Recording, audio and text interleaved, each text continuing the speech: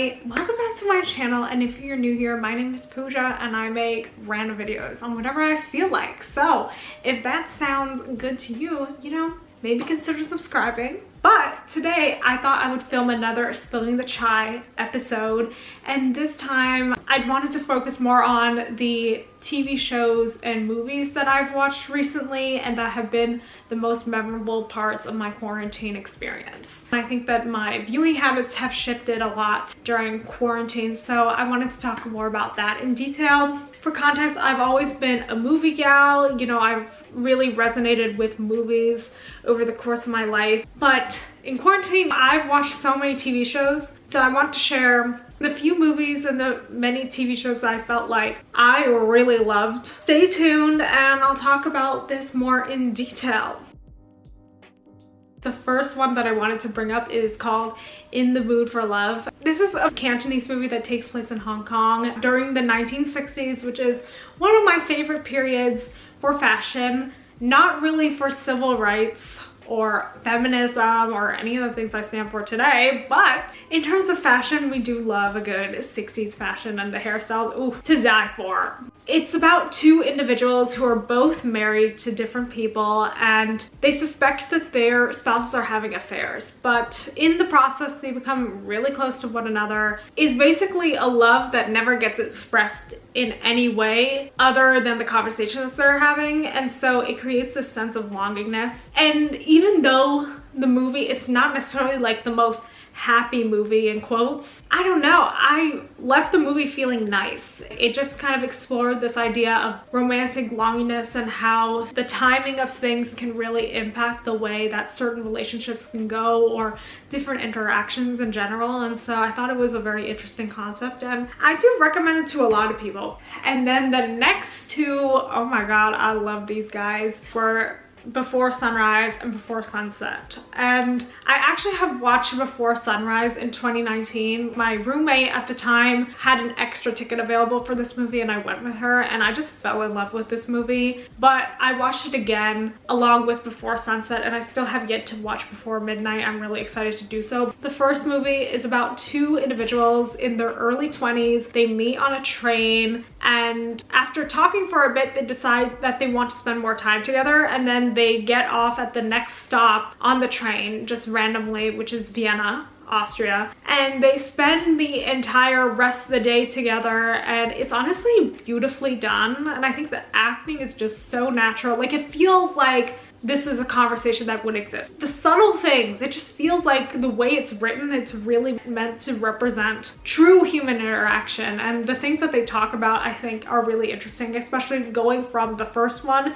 to the second one, which happens 9 years later. It's interesting to see how the content of the conversations change as the years progress. Honestly, this is a series of movies that I'd be fine with owning forever, because it would be interesting to view these movies at different stages of my life. I'd be interested to see how I think about that 10 years down the line. This series is not everyone's cup of tea because it literally is of people just talking. I know that that's not for everyone, but if you're into these type of things, I think that this would be a really nice movie for y'all to watch. And the third one is called The Handmaiden. It is a Korean movie that takes place during the time of Japanese rule in Korea. So I've never really watched or read anything that took place in that time period, and it's about basically this handmaiden goes to work for this Japanese lady, but in reality she's actually planted there by this Korean guy in an attempt to basically swindle her and steal her money. But you'll see as you watch the movie just takes a bunch of twists and turns and it's just a lot going on. But I do recommend it because, it does really get you hooked. But I recommend watching it by yourself because there's a ton of explicit scenes and that's kind of awkward to watch with other people. Yeah, if you're looking for something that's definitely more fast-paced than the other two movies I recommended, this will definitely be interesting for you. Moving on to TV. So the first one that I actually started watching recently is called My Brilliant Friend. This show is just so well done. And it's based on a series of books by Elena Ferrante called L'Amica Geniale. The way that the show is narrated, it's in a very poetic way and it's beautiful to hear. It follows these two girls who grew up in the suburbs of Naples. It explores a bunch of different topics, whether that be gender dynamics during this time period, what constitutes a good friendship and what constitutes a toxic one, as well as abusive relationships and finding yourself. You follow them throughout their lives as they mature into adults, and I'm really excited for the third season to come out. But I will say that a lot of the topics in these shows, it can be hard to watch, like sexual assault, abusive relationships. Obviously this is not everyone's cup of tea, and I don't recommend this if you feel like this might be too much for you in any way. The next one is called The Queen's Gambit, which I feel like has been really popular on Netflix, and for good reason. Anya Taylor-Joy, she nailed it out of the park with this character, and I felt like her character was done extremely well. You know, on the outside she appears to be a certain way, but you kind of dig through the layers of her character and you can see that she's a very multifaceted person. Her experience have shaped her to who she is today, and how she approaches different situations is very clear as you go through the show that that's the case. I thought it was stunning visually, and you know, it takes place in the 60s. You know, I love 60s fashion. I love this, and I definitely recommend to anyone who's thinking about watching it. The next one is Line of Duty. I discovered it on Amazon Prime. It's basically a British crime show about anti-corruption. So this particular unit in the police force seeks to eliminate any corruption from the police, and so each season follows a specific crime, and there's also like an ongoing backstory that takes place from season 1 to season 4. I'm not even at the 5th season, and I'm so excited for that to hopefully come on Amazon Prime. All the cases are so good, and it's just like so shocking to believe that a police force could be so corrupt. And I really love all the main characters. Like at first I was like, ugh. Like, y'all are trying to fight anti-corruption, but you're not even following basic police protocol or basic professionalism at that.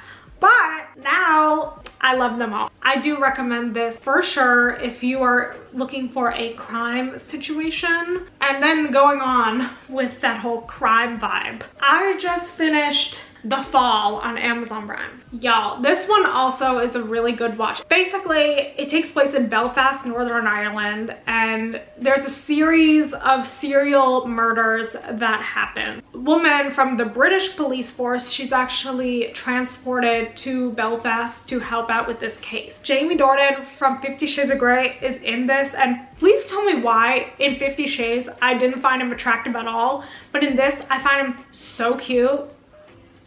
I don't know. It's so rude because he's actually the serial killer in this, and he does such a good job, and it just had me so conflicted. At least in the beginning I was like, oh my god, I can't believe you're a serial killer because you're literally so cute. Like, stop that. If you go through the series, you just get so annoyed with him the entire show. There's just so many layers also to the story, and it just continuously develops until the end. For the most part, it's a good watch, it's entertaining, and if you do end up watching it, let me know because I have so much to say. I just finished it on Friday, and I'm really upset that I finished it actually because I loved it. So I think that that's it for now. I hope to continue this series going for a while because, you know, I love talking about TV shows, I love talking about movies. I'm really passionate about them both, so I would love to continue talking about them. And let me know if you have watched any of these TV shows or movies in the comments below because, you know, I'd love to talk about them a bit more. I hope that you guys are doing well.